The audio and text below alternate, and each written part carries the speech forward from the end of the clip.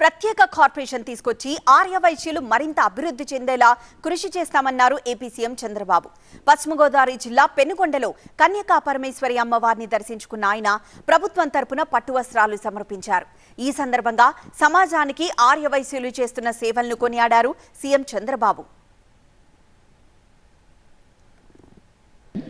శ్రీ వాసవి కన్యకా పరమేశ్వరి మాతను ఎలా దర్శించుకోవడం, మొట్టమొదటిసారిగా అమ్మవారికి ప్రభుత్వం తరపున పట్టు వస్త్రాలు సమర్పించడం పూర్వ జన్మ సుకృతంగా నేను భావిస్తున్నాను.